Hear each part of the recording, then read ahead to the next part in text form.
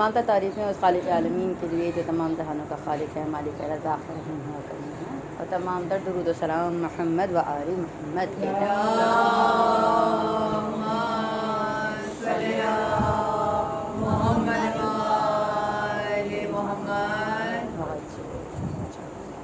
موضوع مجالس جو چل رہا ہے وہ سورہ کہف چل رہا ہے اور اسی کو لے کے ہم آگے بڑھیں گے۔ چونکہ وقت بہت کم رہ گیا ہے، 2 دن رہ گئے ہیں، اور کوشش کے باوجود بھی سورہ کہف کو ہم نہیں سمجھ پائیں گے مکمل طور پر، لیکن تھوڑے تھوڑے چند چیزیں جو ہے سورہ کہف میں ہم لے کے چل رہے ہیں کہ کون سی ایسی سملیرٹیز تھیں، کیا چیز تھی، کیا وجوہات تھیں جس کی بنیاد پہ امام حسین علیہ السلام نے اور یسر حسین نے منتخب کیا سورہ کہف کو کہ اس کی تلاوت کی جائے۔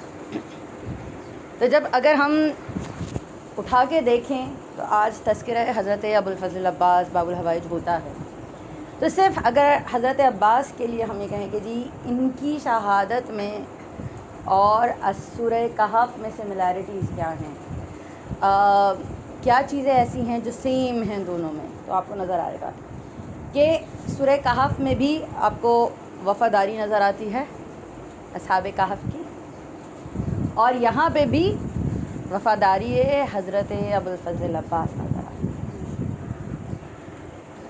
جہاں پہ امام حسین علیہ السلام کا ساتھ دے رہے ہیں یہاں پہ باب الحوائج، اور وہاں پر اصحاب کہف کا ساتھ دے رہے ہیں۔ دوسری چیز کہ وہاں پہ اصحاب کہف نے اپنی دنیاوی نعمتوں کو ترک کر دیا اور ایک امتحان دیا، اور یہاں پہ حضرت ابوالفضل عباس جو ہیں انہوں نے بھی طاقت دنیاوی نعمت ہے، کہتے ہیں نا کہ جسمانی طاقت ہے، یہ جنگ کرنے کی صلاحیت دنیاوی نعمت ہے، ان ساری چیزوں کو حضرت ابوالفضل عباس نے چھوڑ دیا، اور امتحان کس چیز کا دے رہے ہیں؟ امتحان دے رہے ہیں اس پانی کا کہ پانی پہ پہنچنے کے باوجود بھی، ہاتھوں میں لینے کے باوجود بھی صبر دکھا رہے ہیں، استقامت دکھا رہے ہیں، پانی پی نہیں رہے۔ تاریخی کہتی ہے کہ میں جب پڑھ رہی تھی، کل رات بھی بیٹھی ہوئی مقاتل کو پڑھ رہی تھی، تو مقاتل ابی مخفف میں ایک بہت پیارا جملہ لکھا ہوا تھا، اس میں لکھا ہوا تھا کہ جب کوئی پانی میں دیکھتا ہے نا تو اس کو اپنا چہرہ نظر آتا ہے، اپنا عکس نظر آتا ہے، لیکن جب عباس پانی میں دیکھ رہے تھے نا تو ان کو سکینہ کا عکس نظر آ رہا تھا۔ صبر اور استقامت دیکھیے حضرت عباس کی۔ اگر ہم سورہ کہف کو دیکھیں نا تو سورہ کہف میں جگہ جگہ صبر و استقامت کا سبق آپ کو ملے گا کہ حضرت خضر صبر سکھا رہے ہیں حضرت موسیٰ کو، یہاں پر حسین حضرت عباس کو صبر سکھا رہے ہیں۔ دے سکتے تھے اجازت حسین، کیا نہیں دے سکتے تھے، لیکن کیا کہہ رہے ہیں کہ عباس صبر کرو۔ پھر اس کے بعد چوتھا سبق جو مماثلت ہے حضرت عباس میں اور سورہ کہف میں، وہ فتنے کے مقابلے میں استقامت کی ہے۔ وہاں پر سورہ کہف میں ہمیں نظر آتا ہے کہ دین کا، مال کا، علم کا، اقتدار کا، یہ سارے فتنے موجود تھے جو ہم پچھلے مجالسوں میں بیان کر چکے ہیں، اور یہاں پہ بھی حضرت عباس نے جان سے، خاندان سے، جوانی سے اور اپنی تمام خواہشات کی قربانی سے یہ ثابت کر دیا کہ دیکھو میں بھی ان سے کم نہیں جن کا تذکرہ قرآن مجید میں لکھا جا رہا ہے۔ پھر اس کے بعد پانچویں چیز کہ ظاہری کامیابی نہ اصحاب کہف کو اس وقت نظر آئی، اور یہاں پہ دیکھیے کہ کربلا کے میدان میں بھی ظاہری طور پہ کامیابی نظر نہیں آتی، لیکن ابدی کامیابی ان کو بھی عطا کی پروردگار عالم نے، اور ابدی کامیابی ان کو بھی عطا کی، ان کو بھی در بنا دیا خواہشات کے، حاجتوں کی روائی کا، اور یہاں پہ بھی ان کو باب الحوائج بنا دیا۔ ذرا دیکھیے، تو بتانے کا مقصد کیا ہے کہ اگر صرف اس موضوع پہ ہم چلیں کہ کیا کیا سملیرٹیز ہیں سورہ کہف میں اور کربلا میں، تو شاید یہ 2.25 مہینے بھی کم پڑ جائیں۔ یہ 2.25 مہینے کچھ بھی نہیں، صرف یہ بیان کرنے کے لیے، صرف اس موضوع کے لیے کہ وجہ کیا تھی کہ حضرت امام حسین علیہ السلام کے سر نے سورہ کہف کی تلاوت کی۔ آگے بڑھوں گی، ہم پہنچے تھے کل آیت نمبر 42 تک کہ جہاں پہ 2 لوگوں کا تذکرہ ہو رہا تھا کہ جن کو پروردگار عالم نے باغ عطا کیا۔ آج کی جو آیت ہے وہ آیت نمبر دو آیتیں میں نے منتخب کی ہیں. پہلی آیت جو ہے وہ آیت نمبر 49 ہے اور دوسری آیت نمبر 52 ہے. سورہ کہف کی دونوں. سورہ نمبر 18 آپ کو ملے گا اور آیت 110 ہے. سب جانتے ہیں اس بات کو. اس کو بارہا میں ریپیٹ کر چکی ہوں کہ 1577 اس کے اندر کلمات ہیں. 6307 جو ہے نا وہ حروف ہیں. بسم اللہ الرحمن الرحیم. ووضع الکتاب فتر المجرمین مشفقین مما فیہ ویقولون یا ویلتنا ما لی هذا الکتاب لا یغادر صغیرۃ ولا کبیرۃ الا احصاها ووجدوا ما عملوا حاضرا ولا یظلم ربک احدا. کہ پروردگار عالم یہ بتا رہا ہے کہ اور عملوں کی کتاب جو ہمارے ڈیڈز ہیں، جو ہمارے اعمال ہیں، اس کی کتاب کھول کر رکھی ہے پروردگار عالم نے. جو یہ سمجھ رہے کہ ہمارے اعمال بس ختم ہو گئے، پروردگار عالم کہا نہیں، آخری وقت تک میں نے کھول کے رکھی ہے کتاب. تو ذرا دیکھیے وہ پروردگار عالم کتنی بڑی بات کر رہا ہے کہ تمہارے پاس آخری دن، آخری لمحے تک میں نے تمہیں موقع دیے ہوئے ہیں کہ تم جب چاہو معافی مانگ لو، جب چاہو تم اس راہ پہ آ جاؤ. اور تم تو گناہ گاروں کو دیکھو گے جو کچھ اس میں لکھا ہوگا اس سے ڈر رہے ہوں گے اور کہیں گے کہ شامت یہ کیسی کتاب ہے کہ جو نہ چھوٹی بات چھوڑتی ہے نہ بڑی بات. یہ کوئی بات نہیں مگر اس میں لکھ رکھی ہے. دیکھیں ہمیں سمجھتے ہیں کہ بہت قرآن مجید میں کیا ہوگا، لیکن قرآن مجید میں سب کچھ ہے. چھوٹی سے چھوٹی بات رکھی ہے اور جو عمل کیے ہوں گے وہ سب حاضری پائیں گے. اور تمہارا پروردگار عالم کسی پر ظلم نہیں کرتا، وہ ظالم نہیں. ٹھیک ہے، ہم پروردگار عالم سے اگر میں کہوں تو میں کیوں ڈرتی؟ میں اس لیے نہیں ڈرتی کہ وہ ایک کوئی خوفناک چیز ہے جو ہم بچوں کو سمجھائیں، بلکہ اس لیے ڈرتی ہوں کہ وہ رب العزت بہت بڑا عادل ہے اور اپنے گناہوں کو میں جانتی ہوں. ہم سب جانتے ہیں کہ بھائی ہمارے گناہ کتنے زیادہ ہیں. اگر وہ عدل کرنے پہ آیا تو شاید ہمیں دوزخ میں جو سب سے نیچی جگہ ہے وہ بھی نہ ملے. اتنے بڑے گناہ گار ہیں. لیکن پروردگار عالم کیا کہہ رہا ہے کہ میں نے اپنی، تمہاری اور سب کی کتابوں کو، عملوں کی کتابوں کو کھلا رکھا ہے. کوئی چیز ایسی نہیں ہے جو بند ہو گئی پھر اس کے بعد اس کی معافی نہیں ہے. آپ نے سب نے وہ واقعہ سنا ہوا ہوگا کہ رسول خدا کے سامنے ایک شخص آیا تھا کہ میں نے اپنی بیٹی کو زندہ دفن کر دیا. سب نے سنا ہے رسول خدا نے کہا میں نے اور میرے رب نے معاف کیا. تو دیکھیں کتنے بڑے سے بڑے گناہ ہو جاتے ہیں. آج جب ہم یہاں پہ آئے ہیں نا تو ہمیں یہ جاننا ہے اور یہ ماننا ہے اور اس بات پہ یقین رکھنا ہے کہ یہی وہ ہیں جو ہماری گناہوں کی معافی کروا سکتے ہیں. بس ایک چھوٹا سا عہد کرنا کی کوشش کریں گے کہ ہم یہاں سے جب اٹھ کے جا رہے ہیں تو بہت زیادہ نہ صحیح اگلے 1 گھنٹے کے لیے کوئی گناہ نہیں کرے. صرف 1 گھنٹہ، زیادہ دیر کی بات نہیں کریں. گناہ گار ہیں ہم، دن بھر میں بے تحاشا گناہ کر جاتے ہیں. صرف 1 گھنٹے کی بات ہے کہ روزانہ یہ سمجھے کہ ٹھیک ہے اگر میں ایک مجلس سے اٹھ کے جا رہی ہوں تو اگلا 1 گھنٹہ میں کوئی گناہ نہیں کروں. چھوڑیے 1 گھنٹہ بہت مشکل لگ رہا ہے، 10 منٹ نہ میں کوئی غیبت کروں گی نہ میں کچھ اور کروں گی. کہ غیبت ہے ویل لکل مزاج نہیں ہوتا کہ ویل ہے، عذاب ہے ان لوگوں پر کہ جو تانا جوئی کرتے ہیں اور جو غیبتیں کرتے ہیں. ہم یاد سب کو ہوگی سورہ حمزہ، کس کو یاد نہیں ہے؟ سبھی کو یاد ہے. لیکن کبھی ہم نے اس انداز سے اٹھ کے اس کا ترجمہ پڑھا نہیں ہے. جو جس حساب سے کہہ رہے ہیں نا، کتنے مزے سے کہا جاتا ہے کہ نیا سرکیزم ہے، نئی کامیڈی ہے انسلٹ کرنا دوسروں کی یا مذاق کرنا یا دوسروں کے لیے. یہ ہر چیز کے لیے مذاق میں بھی طنز ہو جاتا ہے. تو اگر ہم صرف اتنی سی بات کر لیں کہ ٹھیک ہے ابھی ہم یہاں سے اٹھ کے جا رہے ہیں 1 گھنٹے تک ہم اس گناہ کو نہیں کریں گے، خالی صرف 1 گھنٹے تک. یہ چلیے چھوڑیے 1 گھنٹہ بہت ہے، آدھے گھنٹے تک نہیں کریں گے. آدھا گھنٹہ بھی بہت ہے. نیکسٹ 10 منٹ تک مجلس جب مکمل ہو رہی ہے یہاں تو ہم یہ گناہ نہیں کریں گے. لیکن یہاں پہ مجالس ماشاء اللہ سے رضویہ ہے، رضویہ کا مجمع ہے. مجالسیں بہت اچھی ہوتی ہیں اور سب جگہ بہت اچھی ہو رہی ہیں اور ہر کوئی اپنے انداز سے پرسہ دے رہا ہے. یہ نہیں کہوں گی کہ کوئی کسی کا پرسہ ایسا ہے تو کسی کا پرسہ ہے. ہر کوئی اپنے انداز سے پرسہ دے رہا ہے. کوئی ذاکر بن کے پرسہ دے رہا ہے، کوئی بیٹھ کر عزادار بن کے پرسہ دے رہا ہے. کوئی پڑھ کے، کوئی مرثیہ پڑھ کے، کوئی نوحہ پڑھ کے، کوئی سلام پڑھ کے، کوئی حدیث پڑھ کے، تو کوئی زیارت عاشورہ. سب سے بڑا پرسہ ہے.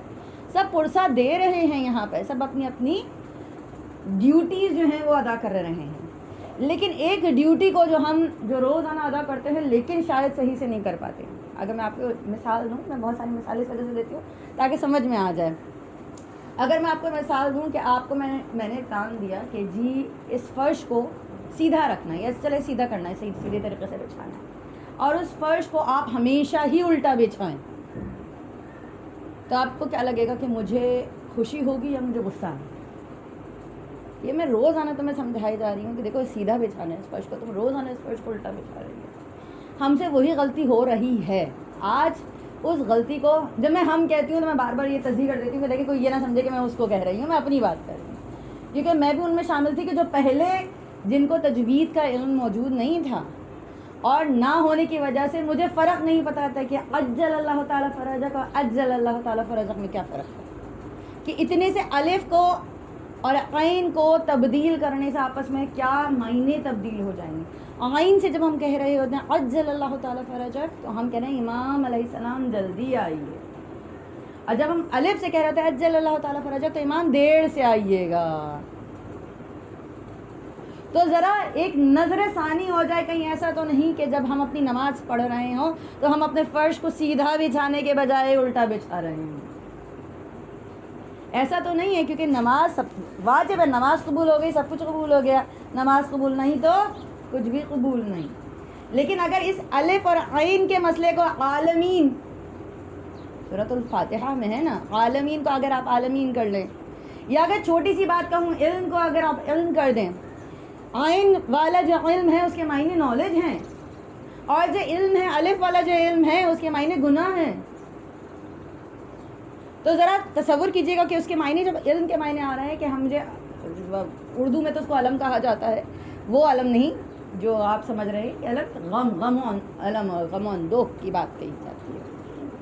تو معنی کہاں سے کہاں بدل جاتے ہیں، کہاں سے کہاں چینج ہو جاتے ہیں. تو پروردگار عالم کہہ رہے کہ میں نے تو اس کتاب میں ہر چیز کا علم رکھ دیا، لیکن تم ہو جو سمجھنے کے لیے تیار نہیں ہو، تم ہو جو دیکھنے کے لیے تیار نہیں ہو. تو بس ذرا توجہ کیجیے گا کہ پروردگار عالم تو ہمیں بار بار اس چیز کی یاد دہانی کرا رہا ہے کہ دیکھو سمجھ جاؤ کہ کیا ہے. کاش کہ ہم بھی سمجھ جائیں. اور پھر اس کے بعد نیکسٹ آیت جو ہمیں لینی ہے وہ اس حساب سے ہے، آیت نمبر 54 ہے، یہ 52 نہیں، مجھ سے غلطی ہو گئی. بسم اللہ الرحمن الرحیم. وَلَقَدْ صَرَّفْنَا فِي هَذَا الْقُرْآنِ لِلنَّاسِ مِنْ كُلِّ مَثَلٍ وَكَانَ الْإِنسَانُ أَكْثَرَ شَيْءٍ جَدَلًا. جدلہ بہت ہی سخت لفظ ہے. میں کیوں کہہ رہی ہوں جدلہ بہت ہی سخت لفظ ہے؟ ترجمہ ذرا سنیے گا اس کا کیا ہے. یہ پروردگار عالم کہہ رہے ہیں کہ اور ہم نے اس قرآن میں لوگوں کو سمجھانے کے لیے طرح طرح کی مثالیں دی ہیں. اچھا، وہ ٹیچرز یا وہ ذاکر جو مثالوں کے بغیر بات کر جاتے ہیں، ان کے لیے ایک سبق، ایک لیسن ہے. They should learn a lesson. اور وہ لیسن کیا ہے، سبق کیا ہے، کہ پروردگار عالم خود بھی اگر کوئی بات کر رہا ہے تو وہ مثالوں کے ذریعے بات کر رہا ہے. تو مثالیں دینا اچھے ٹیچرز کی نشانیاں ہوتی ہیں تاکہ اسٹوڈنٹس اچھے طریقے سے سمجھ پائیں. مثالیں بیان کی، لیکن انسان سب چیزوں سے بڑھ کر جھگڑالو ہے. بھائی لگ رہا ہے کہ شاید میرے بارے میں بات ہو رہی ہے. بات پہ جھگڑا کرنے کی بات آ جاتی ہے. یہاں پر ایک چھوٹی سی بات ہوئی تو کبھی بچوں سے، لیکن کچھ لوگوں کی فطرت میں ہوتا ہے کہ اڑتی ہوئی ہوا سے، چلتی ہوئی ہوا سے بھی جھگڑا کرنے کی ان کے اندر کیپیبلٹیز ہوتی ہیں، صلاحیتیں ہوتی ہیں.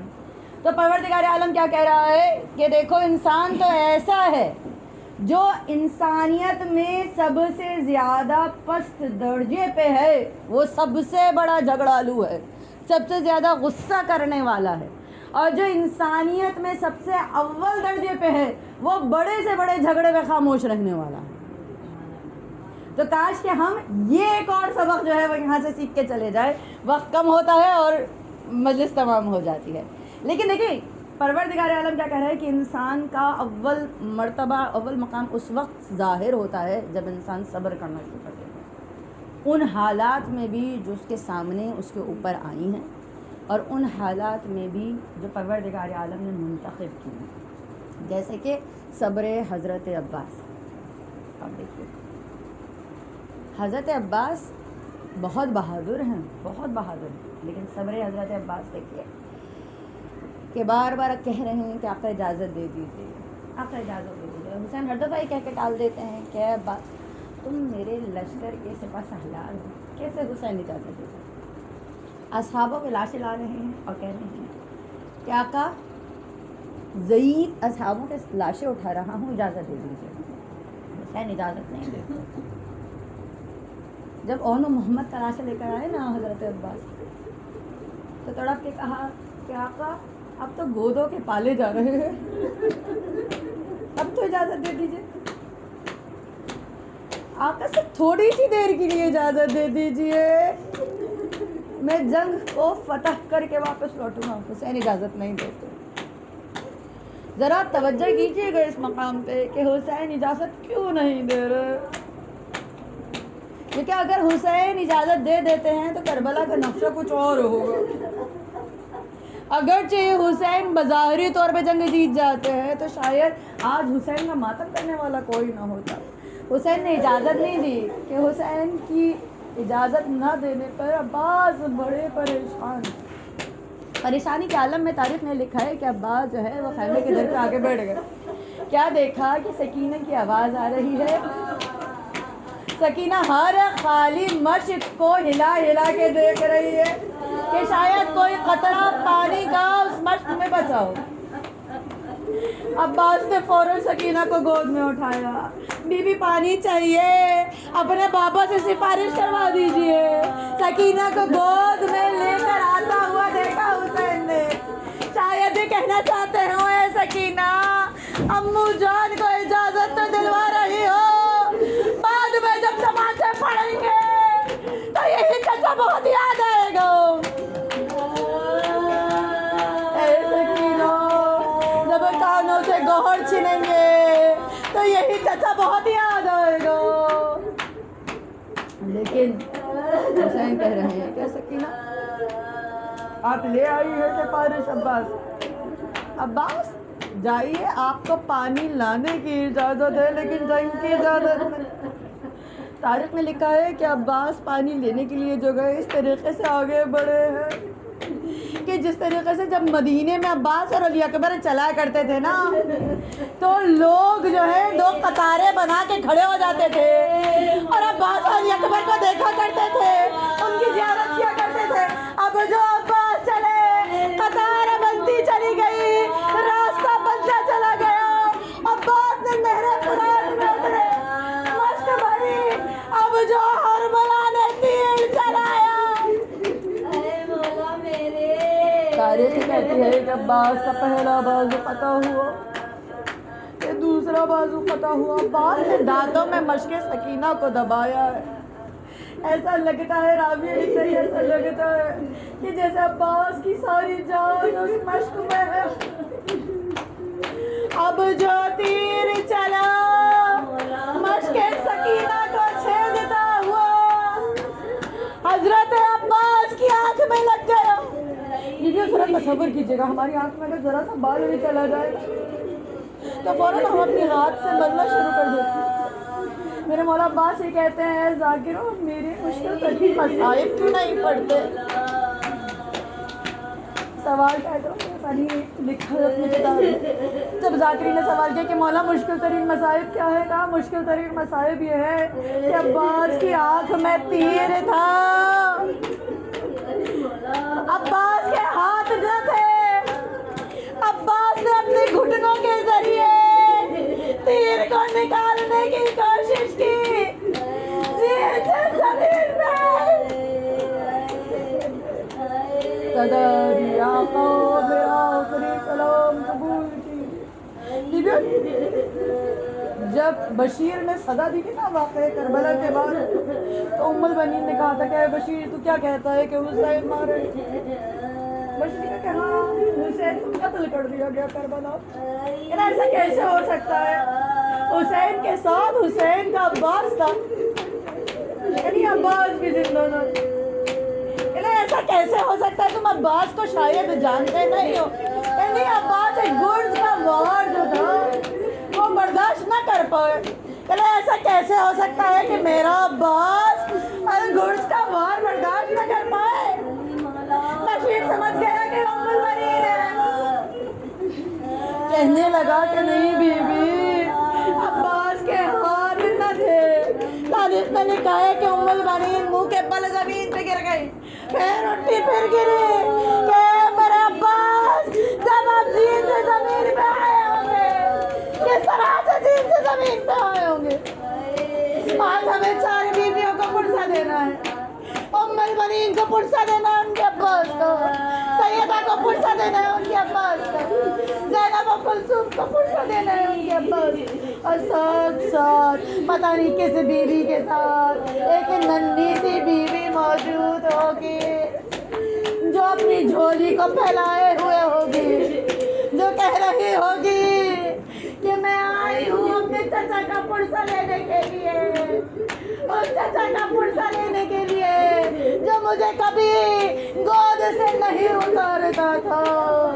ए बाबुल हवाइज, हम यहाँ पर आए हैं, हम यहाँ से जब उठ के जाएं तो हमारी तमाम हाजात को पूरा करें।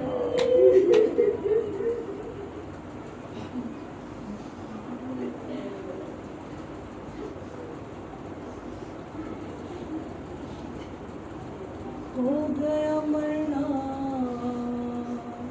सिखों का